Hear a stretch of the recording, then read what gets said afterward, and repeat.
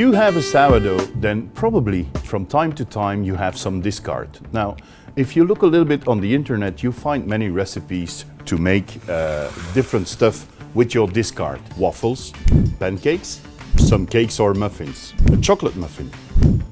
I have another idea to make sourdough powder, or like I like to call it, Fleur de Levain. Here I have 4 discards. I'm gonna pour some on the baking tray. You make a thin layer, and that's it actually. So we put it aside. We do exactly the same.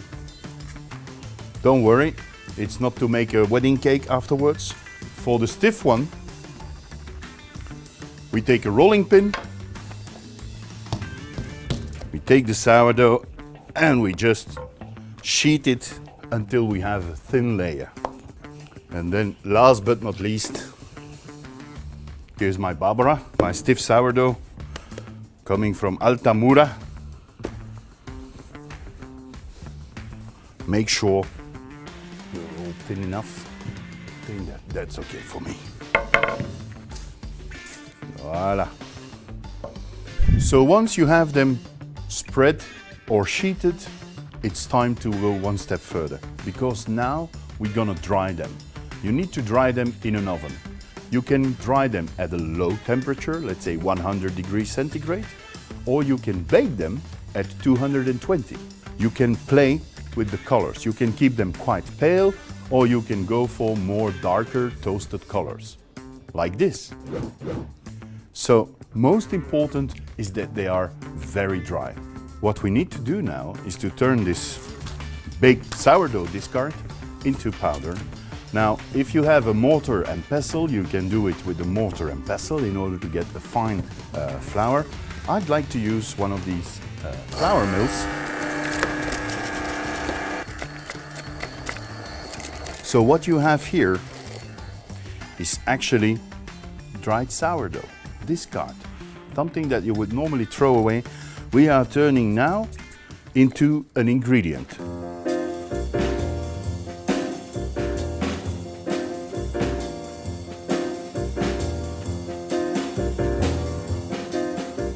What we obtain now is some sourdough powder going from a very mild cereal flavor up to a dark sourdough powder that it smells a bit like grilled coffee. Basically, this you can add on top of any of your recipes that you make with sourdough, and you add between 1 and 5% on flour weight in order to create just a bit different flavor profile.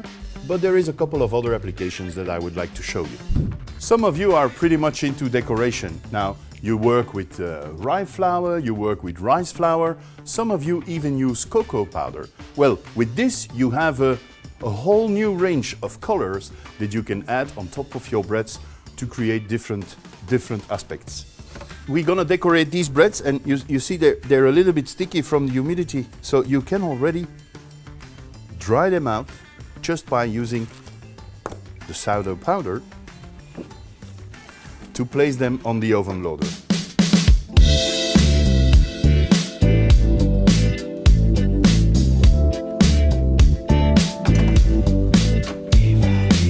Another way to use the sourdough powder is actually when you make pizza. You can already imagine what will happen. The flavor of the powder will go into your pizza, be on the crust, and of course it prevents that your pizza sticks to the table. So how nice is that?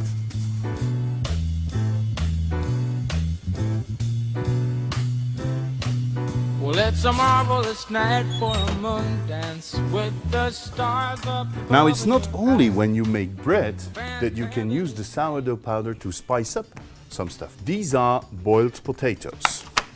Boiled potatoes in wedges that I'm going to roast in the oven.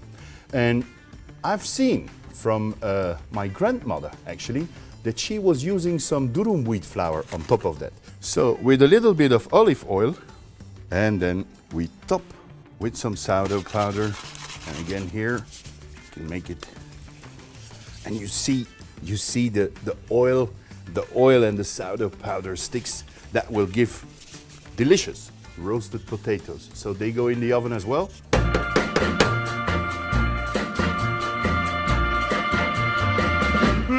Kiss me quick while we still have this feeling.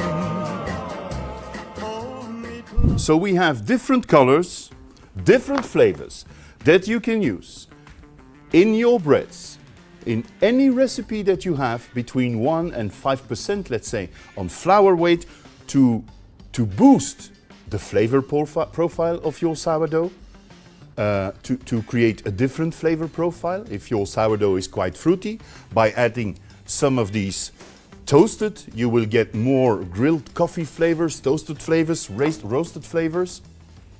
And so you can create these nice decorations on top of your bread with different colors. In the pizza, you see, the pizza didn't stick to the table, and if you could feel the pizza, there is like a little grime on it. And so when you slice this pizza and you eat it, you have that little acidity that will create extra saliva, which makes that your pizza will actually taste better. And let's not forget, we still have the potatoes, and I think they are ready by now. Oh, homemade roasted potatoes with that extra flavor that you would never ever create if you would not make your own sourdough powder from your sourdough discard. I am looking forward to your creations with the sourdough powder. Post it on any social media and use the hashtag sourdough powder or hashtag Fleur de Levain.